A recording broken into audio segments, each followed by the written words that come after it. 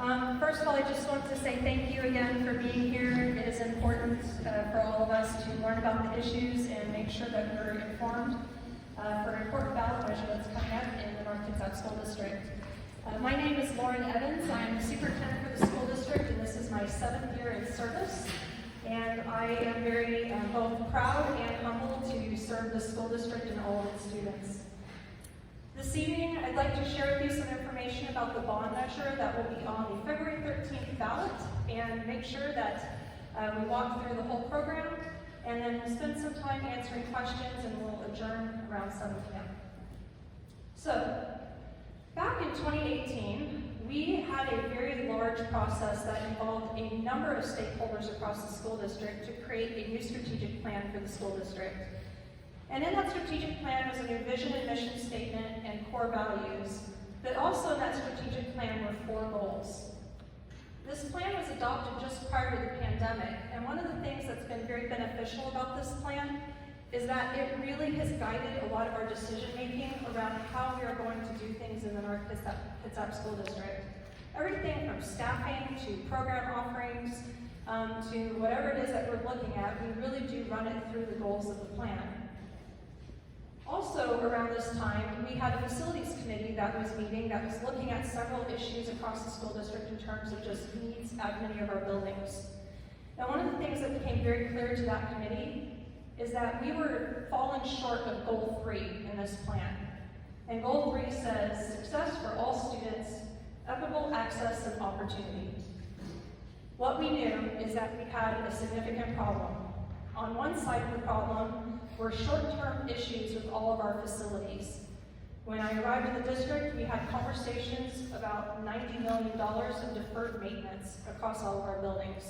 Failing HVAC systems, failing roofs, pictures of buildings with tarps on the roof, systematic failures across different systems in the buildings. And we also knew that we had issues with the long-term future of our buildings in the school district. And so this committee began to have conversations about what do we do to address those issues. I think it was the 3rd day I was at work. My executive director for finance came in and said, we've got to really seriously look at addressing these issues with a capital levy. And that's when we began working with the committee to talk about what would we do with that levy program and how would we address the problems that we see across our school district. And with the passage of that levy in 2018, we began taking a strong hit at all of the issues that were coming across the district. We were able to replace 6 HVAC systems, numerous roofs across the school district. We also were able to address the security and safety concerns at several campuses by installing CCTV, visitor registration access, one push-button lockdown, secure fob entry at all of our facilities that had not existed here before. And as that went forward, we knew that we wanted to have a bond in 2022. That was the original plan. Unfortunately, with the pandemic, that was not to be. And so we deferred the bond for 2 more years. And in 2022, the decision was made to move forward with another capital levy. This time, however, we were going to continue doing some small rosters work, but we wanted to do a couple of big projects because we had pressing need across the school district. And so with the passage of that levy, we do have 2 big projects that are underway right now. The first project is at Paulsbo Middle School. Several years ago, Paulsbo Middle School got a refresh, and not long after that school actually was completed, portables began to be sited behind the building. And at this point in time, we have 10 portable structures behind that school where several of the students enrolled there take a majority of their classes, or at least a partial day of their classes. These portables are very old. Many of them are beyond end of life. They are a subpar learning environment for kids. And so this program that we're putting together through the capital levy is going to put in 10 brand new classrooms at Paulsbo Middle School, allowing us to take away all of the portable buildings at that school and give our kids a quality learning environment which they deserve. If you've been driving down Hosmark Avenue, you have seen the building coming up. So they have the big toys out there clearing all the land and doing the excavation work, and now you see the concrete coming up. And this is really an exciting project to watch unfold. The second project on the capital levy program is at Wolfle Elementary. One of the biggest have and have-nots that we had at our elementary schools, and Wolfle is a prime example of this, is that 3 of our elementary schools have separate facilities for their gym and for their cafeteria, which means those schools can run a full program for their students every day to serve their needs, whereas some schools have to cut program or make exceptions or additions or adjustments to programs so that they can serve lunch. Because this room that we're in right now is a cafegematorium. It's a cafegematorium. It means we try to feed children and run PE in here. And it's very difficult at an elementary school to do both concurrently. And so it means that for PE service, we are not able to always serve all the needs of all the kids because we're trying to run lunch in here for about an hour and a half every day. At Squamish, we wanted to have this program get started actually earlier. We ran into some permitting issues, so we flip-flopped the programs. Bidding has gone out for the gym, and we are anticipating shovels in the ground later this spring. So this will provide Squamish with 2 sized facilities that will be able to allow them to have lunch service and run PE, much like what we have at Finland and Gordon and Paulsboro Elementary. So they will join them with having 2 separate facilities.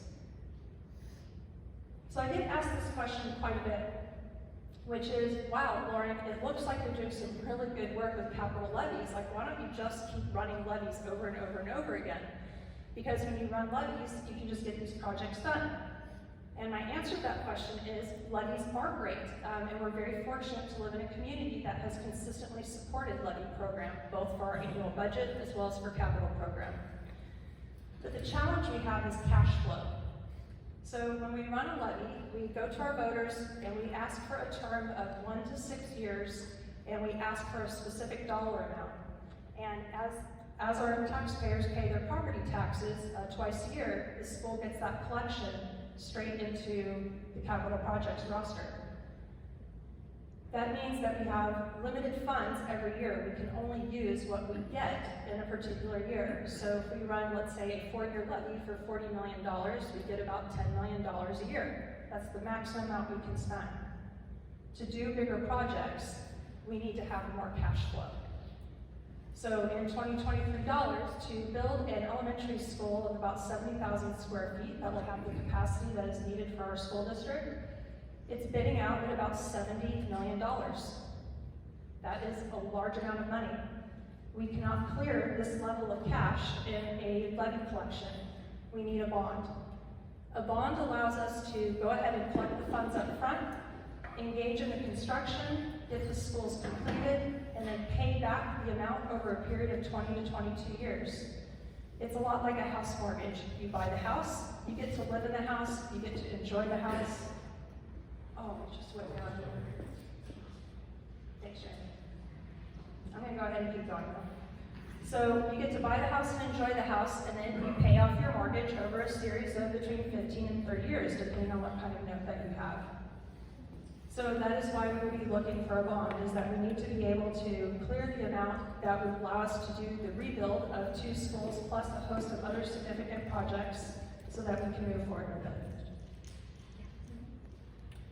Give me 1 second to get her reconnected. See? Perfect. All right. So, thank you, Sharon. So that means that we will be we'll be running a bond on February 13th, 2024. This was approved by the school board last autumn. And this is not a process that unfolded quickly or that was done without a lot of deliberation and a lot of discussion. As I mentioned, when I first came here, we actually were talking about a bond measure right off the bat. And our original plan was to have that bond run in 2022. When we rolled around to 2021 and started looking at 2022, we decided at that point in time to go ahead and push that back. And when I say we, I'm talking about a couple of committees that have been established in the school district for some time. That's both the facilities and the finance committees for the school district. We actually have some members of our facilities committee here, which I really appreciate their presence. But these were a lot of long, tough, difficult discussions about what we need to do in order to address need. So, on the ballot for February are basically projects that we're looking to achieve 4 goals. 3 of the goals are bound together, and then 1 goal is kind of a standalone goal of its own. Essentially, we'd like all of our students in quality classrooms. That's really what we're trying to push for across the school district, and this bond measure will take a huge stride towards getting that done. And how that will happen is that we'll be able to reduce and hopefully eliminate portable structures across the school district. Right now, we have about 29 portables spread out across our campuses. And when we look at students who are attending class in those portables, we have between 800 and 900 students who have part or all of their day in a portable. Our current enrollment is just over 5,000 students. So approximately 1 in 5 kids is spending part or all of their day in one of these structures. I actually presented to the Poulsbo Chamber last week and had a conversation with a really wonderful owner of a business downtown Poulsbo, and she shared the comment that her entire North Kitsap School District career was in a portable. From K through 12th grade, she was in portables for a chunk of her day or all of the day. We do not want that story for our children, so we would like to change it. And when we do that, that means our students are inside brick and mortar buildings, and it means that they're not walking outside in between classes, which means that safety and security is enhanced, and it makes sure that everyone is in the building together. So that is the goal. And then of its own accord, we have had a significant issue with some of our play fields at our high schools. These issues have plagued our school district for literally decades, and we would like to address them. So I'll talk about the roster of works now. First up on the dock is Pearson Elementary. Pearson Elementary was constructed in 1951. It is our oldest building. It also is our building in the most significant need of repair. Ironically, the day after the board passed the resolution to put the bond measure on the ballot, there was a main water line kind of explosion underneath the building. Cost us several $1,000s to address. These are the types of problems we are having at this building. They are going to continue. The building is due for a rebuild, so we would like to go ahead and rebuild that building from the ground up. The challenge with Pearson is the lot. The lot is very long and narrow. I don't know how many of you have been by Pearson Elementary, but it's a long, narrow lot. It is a stair-step down lot. You guys have just gotten covered tonight. I'm so grateful. All right. This is what teamwork looks like, and that is why I love working here. All in, everybody is. I'm really grateful for that. So the lot at Pearson is very challenging because it is a stair-step lot and it is very, very narrow.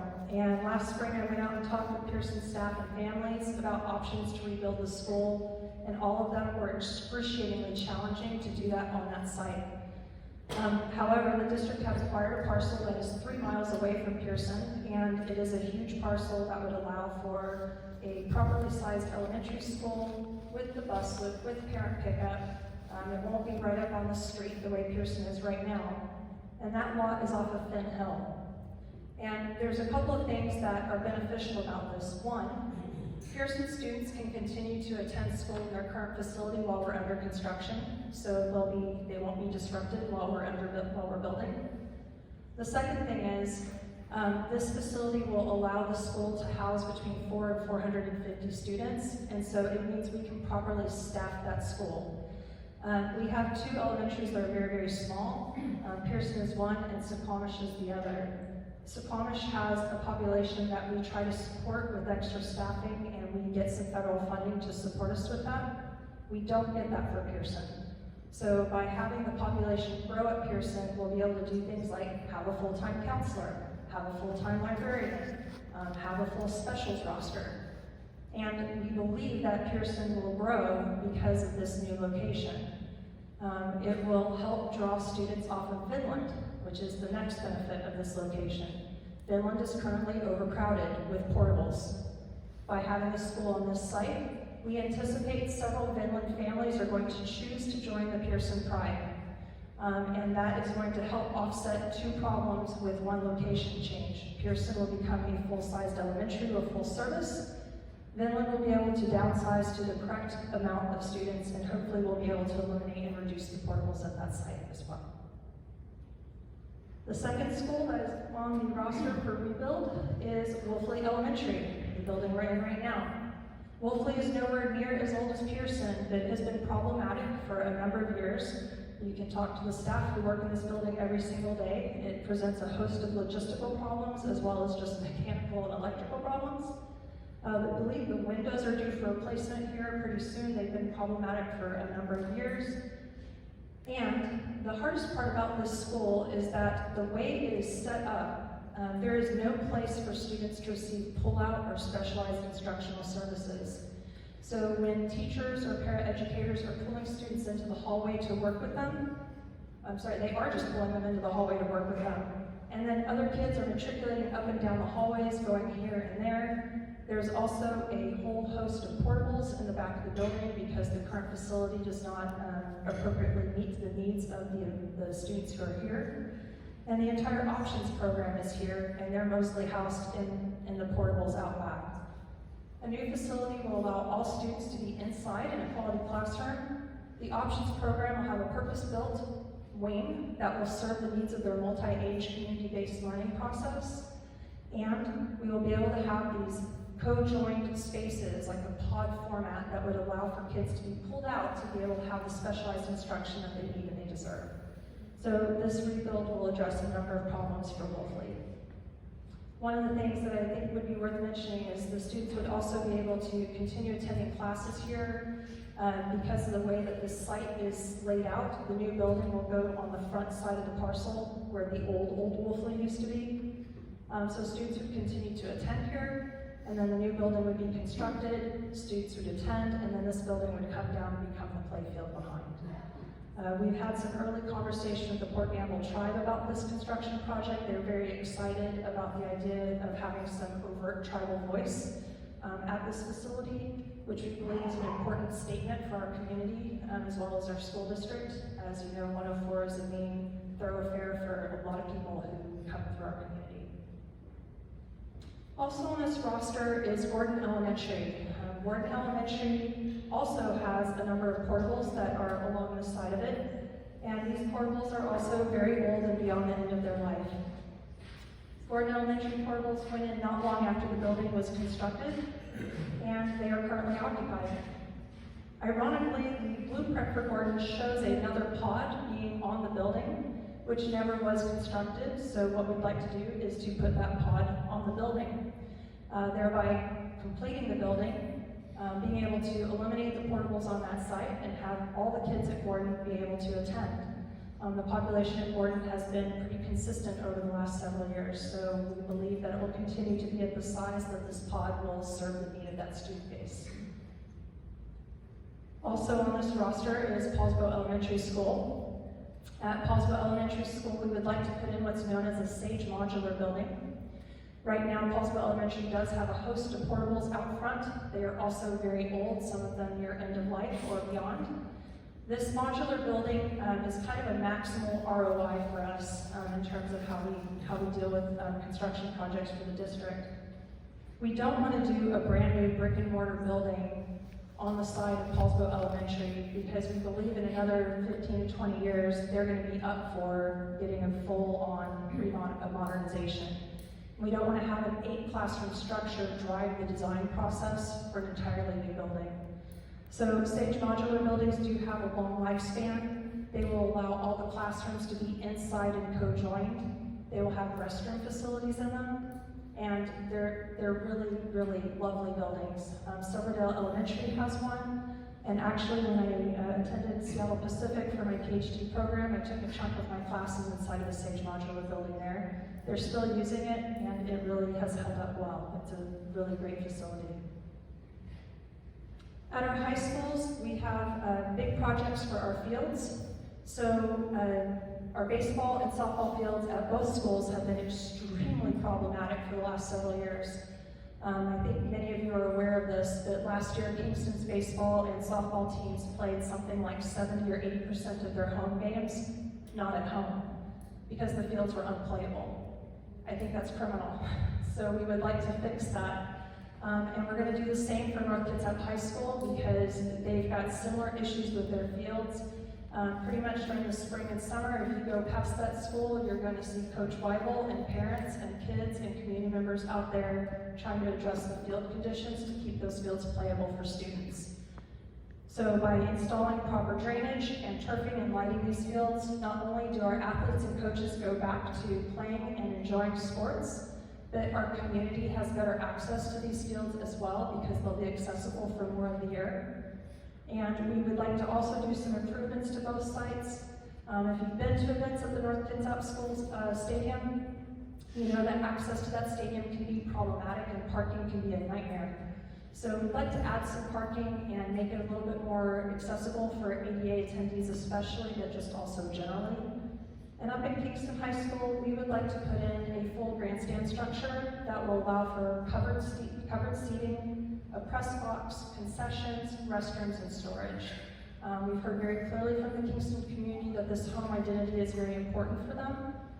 This structure would look a lot like what Clahalia has. So if you've been down to Clahalia in the Central Kitsap School District, this will mimic that structure pretty closely. What's most important about this is it's going to allow Kingston to host postseason play. It complies with WIA requirements around what they need to have in hand in order to do that. And we anticipate this will become a much more popularly used field because of this. And then the two middle schools will also see some significant work. At Kingston Middle School, it is a school that has strong bones. It's got big classrooms, and it is a very sturdy building. The problem with Kingston is that when you go inside of it, it looks a lot like my junior high school from 1984. So we'd like to go in and make it feel more like a 2024, 2025 building. New flooring, new wall covering or wall surfaces, new furniture, paint, and do some work on the exterior as well, just to make it like a mid-cycle refresh is what we would call that. And then at Paulsboro Middle, we need to do a phase 2. The classrooms go a long way towards addressing the needs of kids at that building, but to really have them have a kind of an equitable experience in the middle school setting, they need a commons. Right now, Paulsboro Middle also has a cafegenitorium. They have a big gym, and then they roll down a canvas divider, and they serve lunch on one side, and they play sports and do PE on the other. It doesn't work very well. So we'd like to give the kids a proper commons for their lunch and a gathering space to have for both before and after school. So that would go on the back end of that building. So, the impact to taxpayers is usually the question that I field by most community members, so I want to be sure that I address that. As I mentioned to you before, we have been planning for this for some time. And when we've been planning for this, we have created capacity for the bond. So I'll explain what that means. First, I'll just give a primer about what this graph means. This graph is the local property taxes, the tax rate that taxpayers are paying per $1,000 of assessed value to support their local public schools. The dark blue across the bottom is what the state collects from you in property tax for local schools. The gold is what our EP&O levy is collecting from local taxpayers. So this is the EP&O levy that we have had support for many years, most recently in 2018 and again in 2022.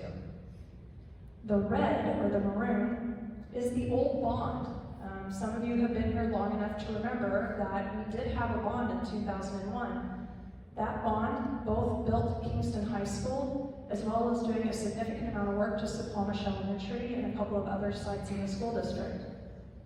That bond rolled off in 2018, so the payments for that bond became complete, and that meant that there was some room to consider having a capital levy, and that's what we did at that time to continue doing the deferred maintenance work that needed to happen. And that's identified by the green on the graph. When we went back out to voters in 2022 and renewed the capital levy, we intentionally ran it with 2 years of high collection rate and 2 years of very low collection rate. And that lower collection rate will start in 2025. And we did that intentionally because we intended to put a bond in. So in 2021 and 2022, when I went out and talked to community groups and we talked at open public meetings of the board and everything else, I actually, in my community presentation slide deck that year, had a slide that said, spoiler alert, a bond is coming in 2024. Like, this is not new news. This has been something that's been discussed for a long time. So that capacity allows this bond measure to come into place, without having a significant impact on the tax rate per 1,000 for our citizens. Because we do really value and respect the tax burden that people pay, and we want to be sure that we're being reasonable and that we're able to have our taxpayers be able to afford that, but also to do the work that we need. So this chart basically shows this graph, but it's in numbers. I'm a visual person. Some people are numbers, straight up people. So this is the 2022, this goes through 2022. And what this chart basically shows is that on the whole, over the last 20 years, our homeowners have been paying between really above $350 per 1,000 for a number of years for tax rate. And as of 2022, the rate is $2.24. It is the lowest it has been in 2 decades. And so what this means is that even if there's a small change in rate, it is still going to be well below the average that we've had here for the last 20 years. I got really curious and looked at our neighbors, and again in 2022, we had the lowest rate per 1,000 of the entire county by a lot. And again, what this tells me is that our taxpayers are getting a phenomenal value compared to our neighbors, and even with the small adjustment in the rate, we will still be the lowest in the entire county compared to our neighbors. So then I got more curious and I just looked across the entire state. And I said, okay, what if I look out at all the school districts that have about $11 billion in taxable parcel? So here in our area, we have enough properties to generate $11 billion in tax revenue. So I looked at all of those school districts, and again, in 2022, we were the very lowest by a lot.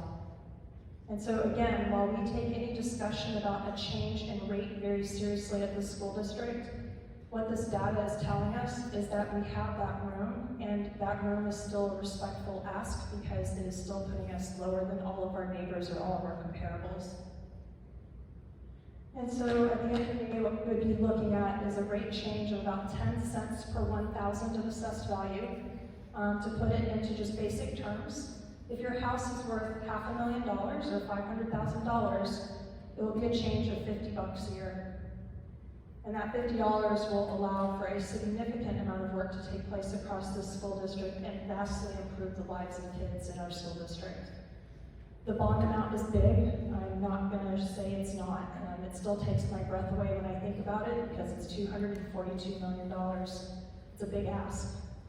But at the same time, we're going to go back to what I said earlier, which is a brand new elementary school is currently bidding out at approximately $7 million. And so if we're going to do these rebuilds and do the significant projects that need to be done across our school system, it is going to take this amount to do that. And I do feel very confident that we would be able to do these projects for this amount. We have built in scope creep, inflation adjustment, cushions for all kinds of things to be sure that we will protect and be able to do what we say we're going to do. And frankly, this is something that is important for our kids. If we don't envision a better future for them, who will? Our kids deserve better. And what I will tell you is that, and I've said this a number of times, and I say it because I mean it, I bought my home here with no idea that I would ever hold this job. This was not on my radar at all. I bought my home because this is where I wanted to live for the rest of my life. I am a community member here, and I believe in this community. And when the job came open, the community said yes back. This isn't easy to do. It's not easy to run a bond informational campaign. It's not easy to be out all the time talking to community members. It wasn't easy to get to this place. It was many hours of meetings and many discussions, really hard discussions with hard decisions. And I will also just say that there is no such thing as a perfect bond measure. I've been in a number of school districts at this point. I have participated in this process a number of times in a number of ways, and there's no such thing as a perfect program. But we have to start somewhere. And this is where we need to start to build a future for our kids. And I'm doing this because I believe that a community that values its students is a community that will have kids that come back to be our doctors, our shopkeepers, our chiropractors, our lawyers, our community members, and our neighbors. And this investment in our future is important. So please remember to vote by February 13th. And as always, you've got my contact information. I've always shared my email up front, and I've always been open and willing to meet with folks to discuss concerns or questions. And I really appreciate you taking the time to get informed on the measure this evening. So I'm going to take a little quick sip of water, and then we'll open it for a few questions for this evening.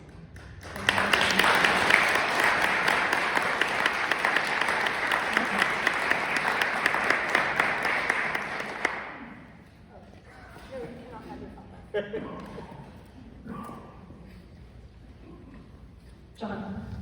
So, Dr. Evans, thank you. When you were describing the process, you said that it was a engaged, long process to get here. Could you just go into a little more depth about what that process was and who was involved? Absolutely. So we started in 2017, I think, with the Facilities Committee. And as we met over the years, that group has been anywhere from 25 up to 40 people. It's kind of ebbed and flowed over time. And as needed, because any capital measure impacts the fiscal bottom line of the school district, we would co-join the facilities and finance committees together to kind of have these conversations. So we ran parallel tracks of facilities and finance committees, and then sometimes we would bring them together to have the conversation. That was the primary vehicle by which we had the discussions. That committee had people who are, and has people who are experienced in the fields of construction, real estate, some staff, just general community members. I think who else on the top of my head. It was a pretty good, varied group. Interestingly enough, this morning I was down in Port Orchard meeting with the county commissioners. They asked school districts with bond measures to come down and share information with them. So I went down, and I actually went a little early because the Bremerton School District also has a bond measure on the February ballot, and I went and sat in and listened in on their presentation as well. And I just found it very interesting that the exact same process that we used here is exactly what they did there. So we ran a very similar consideration process as to how we got the projects on the ballot. So that was that process. Rand? Excuse me, once the new schools are built, considering the population growth or decline, whatever it happens to be, what will be the percentage of occupancy of the new school? Will they be 50%, 70%, 100% full? Sure, great question. I don't know that I'm going to be able to get like the exact percentage off the top of my head. I can probably go find that for you. What we are not doing is trying to add lots of square footage to the buildings. We're trying to take the square footage that's captured in portables and put it into brick and mortar. And what we're doing that mainly because we are seeing from demographic studies that we've conducted kind of every other year for the last several years, is that while there is a lot of construction going on in North Kitsap, it is not bringing a ton of kids. And so over the next 10 to 12 years right now, the projections are showing a few hundred kids at the most. It's not going to be like another 1,000 kids or 2,000 kids are going to show up. So that's kind of an ironic, hard thing for us to wrestle with, because that was my first question when we got the demographic study back in 22. I'm like, but Arborwood and Mountain Air and the development next to that and like all the permitting that's going on in the city of Hallsville, like we're going to see thousands of kids. And initially I thought we need to build another elementary school. But the demographic studies are showing no, and we're actually seeing a decline in birth rates in Kitsap County. We're seeing a decline in birth rates across the entire state. And so what that tells us is that for the next several years, our class size will be not smaller, but like what I mean is our cohorts. So kindergarten size will be smaller, first grade, second grade. Those groups are smaller than our middle and high school kids. So the schools will be fairly occupied. There will be room to accommodate what we anticipate as the growth, but we're not building schools to have rooms sit empty and wait for kids to come. Does that make sense? Thank you. You're welcome. Amanda? Yeah, so you guys took a lot of time and planning, and I'm just curious, how is the college left off the bond? Were the only school in the district left off the bond? So Amanda, you've asked this question before, so I'll answer it again. The answer is because the project for Wolfle Elementary is happening as part of the capital levy, which I explained at the beginning. But the process is to eliminate portables. Squamish has full-time 29 students in a portable that's dilapidated. It's unacceptable. So where's our plan to eliminate our portable? Sure. We're gonna get a new portable. Sure, so we don't need to get a new portable because there's room inside of the building. We're actually, I'm sorry, if you can't, I mean, that's really disrespectful, so. That is disrespectful to our community. That's all Well, I have. I'm sorry that you disagree with me, but there's room in the building, and so we will look to have the students be accommodated inside of the current facility, and then we'll have the portable go away. That's the answer. I know you disagree, I'm very clear on that, so thank you for sharing your perspective. Yes? I'm curious, so with the IIJA and IRA money, there's a lot of grant funding for schools to be able to be expanded. Has the school district done any research or filed for any grants to be able to pull money into that so that you could include Squamish? Because as a former college athlete, Randy, to say that I don't think that the fields at Kingston High School don't deserve the attention they do. Sports are incredibly important. But you are putting a sports field over an elementary school that needs additional facilities. You have a gym that's getting built, not to spec, to fit the current students. So even if there's a little bit of growth, we are not going to be able to use a building that you're saying is paid from a past levy. So I'm just curious what you guys have done to try and bridge that gap. So there are a number of funding sources that are available for that, but the grants that you're referring, at least for the state, for us to get funding to match, they call it the State Construction Assistance Program. We have to successfully pass the bond to have access to most of those programs. So again, I hear your perspective and I appreciate that we disagree, and that's the answer. So, I do work in that realm, and I do know for a fact that locally. you work in K-12 education? No, I work in construction. Okay. I work in the funding for construction, I work in the construction industry, and I love construction. I am very well versed in what the IIJA is. Sounds like we should sit down and have a conversation. Love- Great, please email me, that would be great. PLA, if you have apprenticeship standards, if you have community engagement with tribes and other stakeholders, you can bypass the state system and be able to access that funding. That's the way I that. appreciate you sharing that. Thank you. Thank you for sharing. Somebody just wanted to cut it off. Yeah, Susie.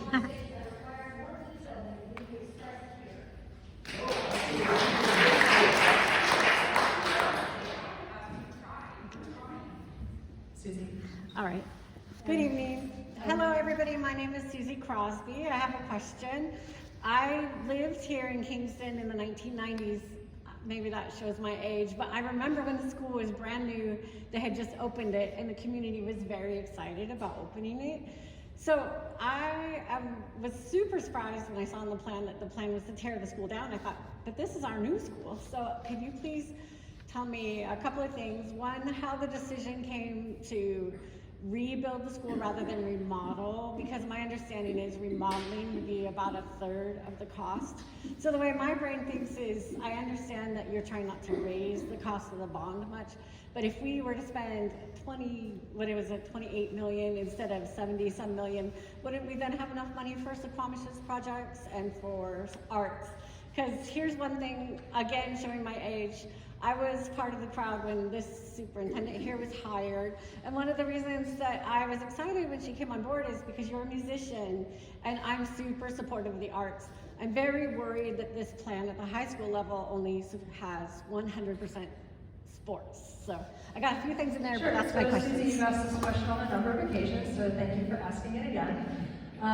What I will say is this, I do believe in the arts program, but for us to address arts facilities, it means looking at the entire high school building, because arts facilities are indoor classrooms. So it would require a construction project to get in there. And those facilities right now meet the needs of students. We have not seen issues with the actual physical facilities that our kids have for their practicing and for their classes. In terms of, I'm trying to answer the questions you already asked. So in terms of why rebuild Wolfle instead of modernize it, it is because the current footprint of the building does not allow for the type of modernization that will allow for the pull-out spaces that are needed for the students. And if we do that as a full-scale modernization, we have several hundred students that we will need to rehome for 2 years. We will split them up across several campuses because we do not have a facility to put them in. So that would be very detrimental to our students.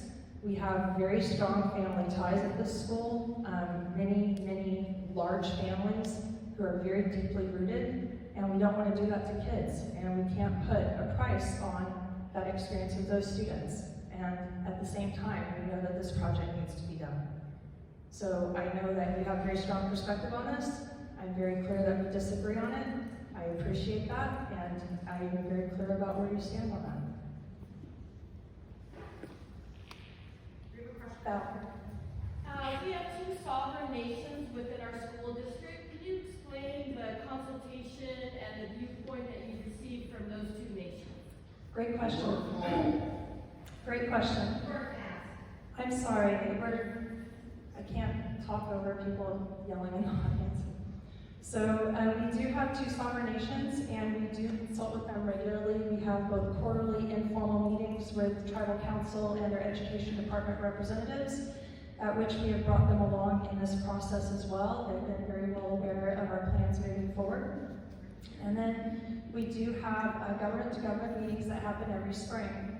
These are open public meetings between the school board and tribal council. Every year, I also visit tribal council to provide updates on the school district, and I did visit both tribal councils back in the fall months to talk about the bond program and to explain to them what we have been doing with our levy program, where we are with all of our schools, address their questions, and provide information. We were very pleased a couple weeks ago when both tribes endorsed the measure and came out publicly to do that, which is a huge thing. They've not done that before. And that's very meaningful for us, so we're very grateful for that support. Yes? I just wanted to make a brief statement that tribal council doesn't vote for its members. As a Squamish tribal member, I am voting no for this, for you not including Squamish Elementary. I think for you to say that tribal council endorsed it is very unfair. The information that you gave them is not factual when it comes to Squamish Elementary. I appreciate the perspective. Could you repeat the question? It wasn't a question, it was a statement that she will plan to vote no. No.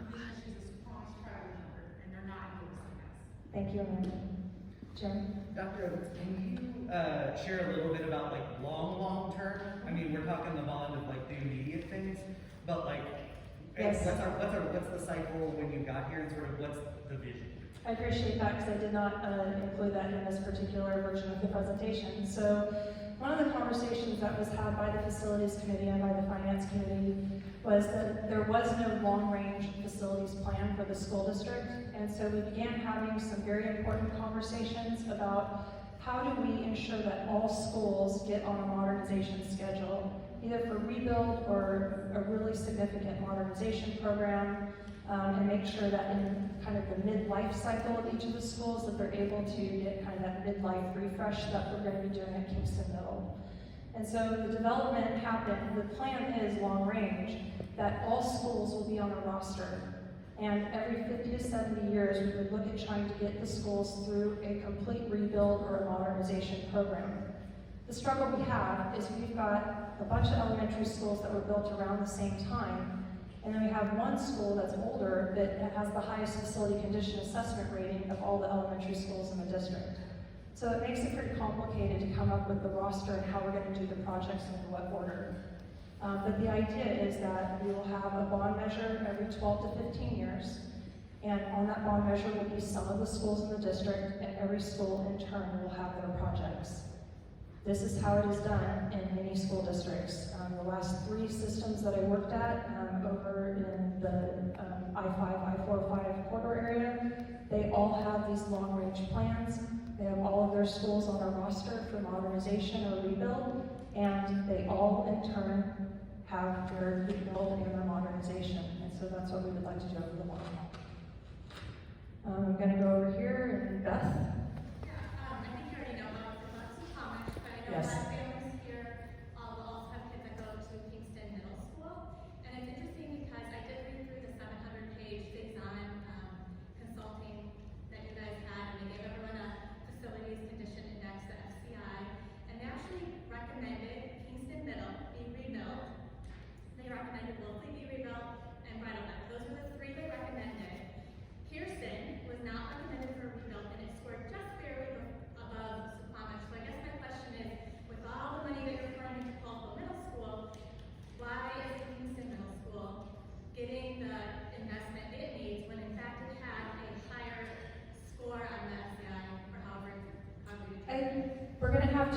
we look at the report, we're looking at the report very differently. That's what I'm going to say first. And secondly, what I will say is that Kingston Middle School is going to be on a program, on a roster to get its full rebuild and modernization in the future. And I've said clearly at presentations in the past, which you have been at, we cannot do all the schools in one bond measure. It's impossible. And so we have to start somewhere. We have to start somewhere. I understand you disagree with the plan that is in place, and I appreciate you expressing that. And I'm just telling you that we have to start somewhere. And this is the bond program that we will start with. I appreciate your perspective, Beth. Thank you. Clark? So I understand there are many concerns from the middle side for various reasons. I guess my citizen's question is, if this fails, when would we have another opportunity at a bond? That's really variable. So you can go right back out again if you want to try again. It could be another year. It could be that the district looks at the voter data and we do a kind of a debrief of where we ended up, and the choice may be to go for another capital levy. The choice could be to do nothing. I can't speak to that because I won't really know until we get through the election cycle and we take a look at what the results are, and then we have an idea where we go from there. But I would anticipate, just looking in the trajectory, that if there's not an ability to get the bond going, it's going to be some time before another one would get stood up, because what we've heard is you can't just turn around and do that. You're going to have to go through a full process all over again. So that will be some time. And in the meantime, construction inflation is going to continue forward. The buildings are going to stay in their current condition, and there will not be any change. That's going to be the long and short of it. Yes, sir. Good evening. My name is Sheldon Meadow. I'm a resident here in Kingston. The $242 million, does that include the interest on the bond? What do you project that to be? And is the rate increase that you spoke to, does that include your projection to pay the interest on the bond, or is it simply the $242 million? Sure. So I can answer two parts of the question. I'm going to ask Mike to maybe answer the third part of the question. The $242 million is the actual dollars we would use to do the projects. Kind of like when you buy your house, you pay $500,000 to buy the house. That $500,000 does not include the interest.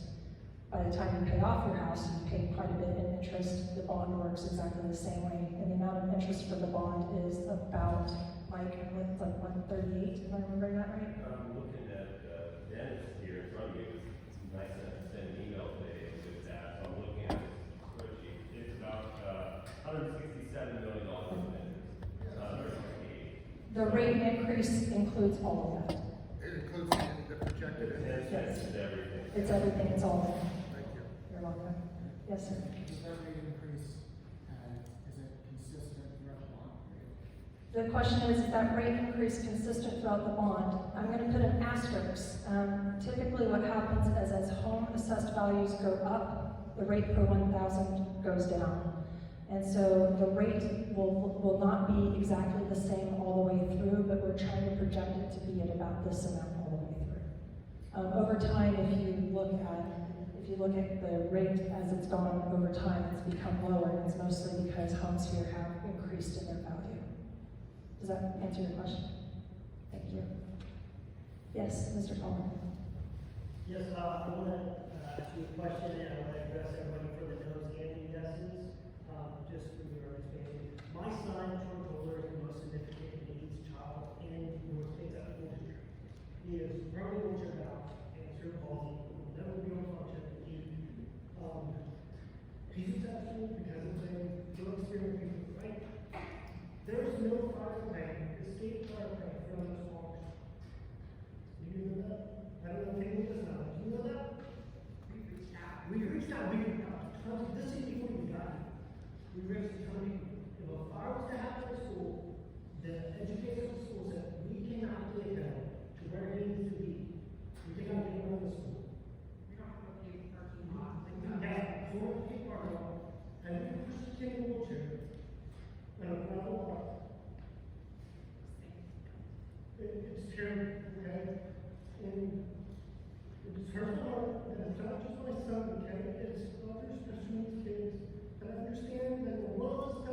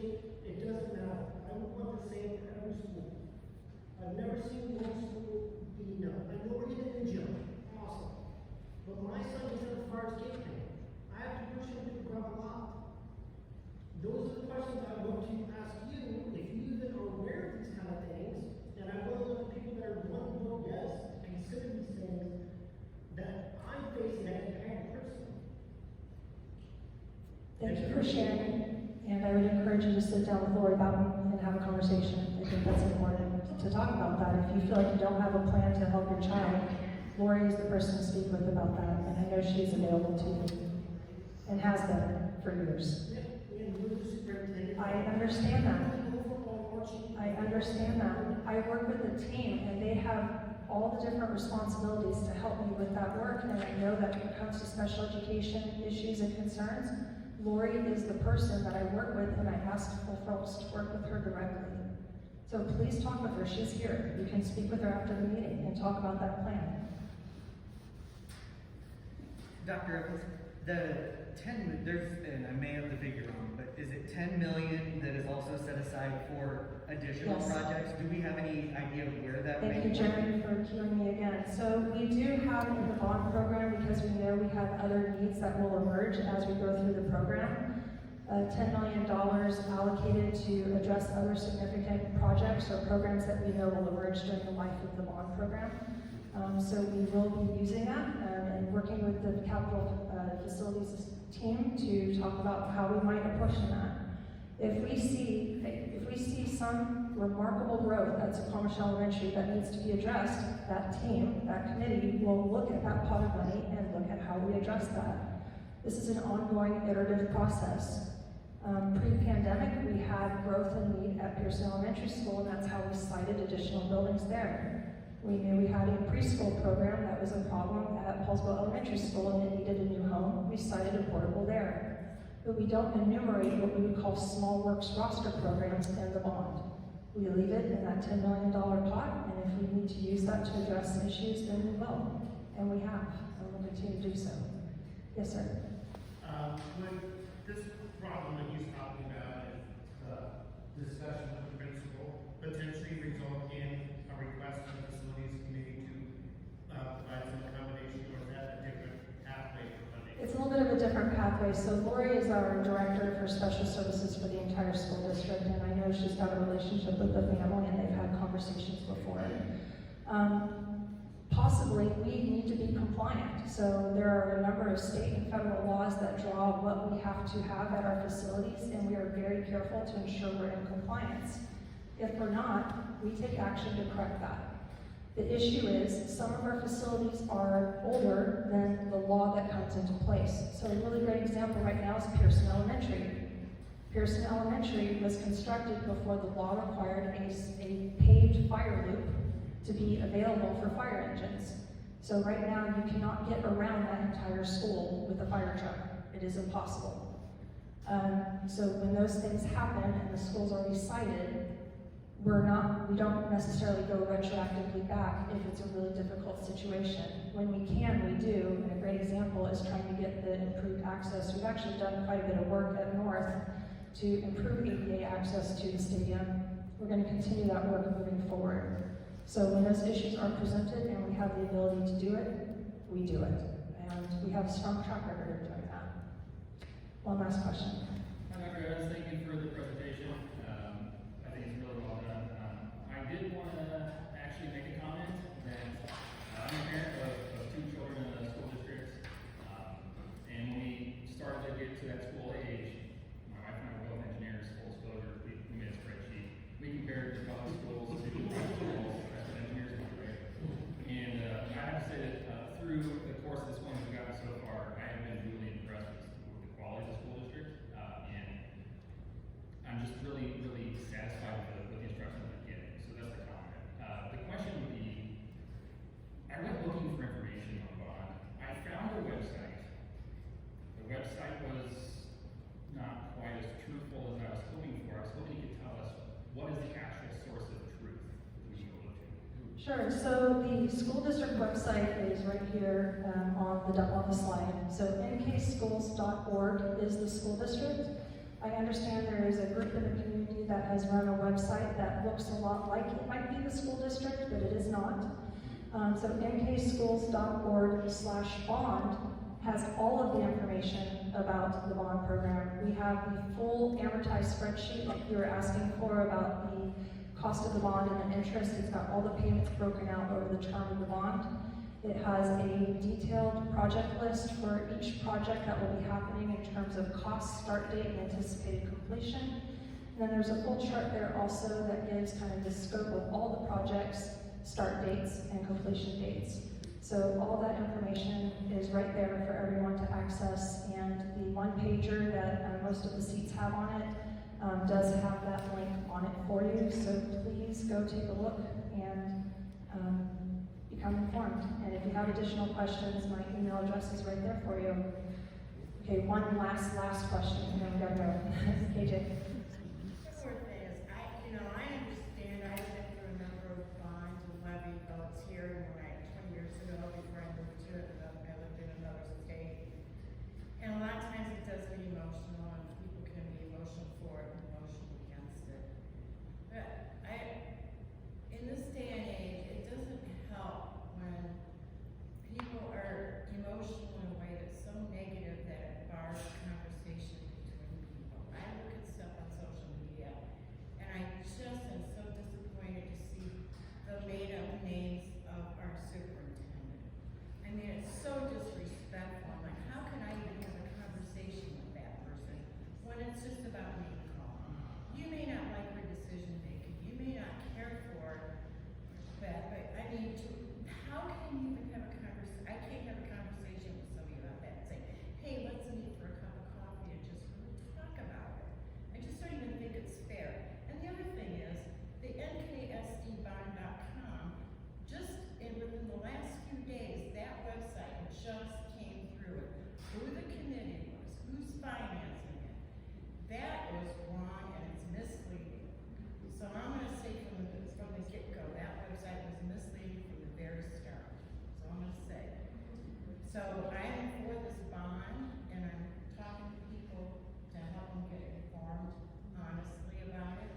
And, if people walk away from conversations and they don't wanna vote for it, that's fine. But at least get the real information.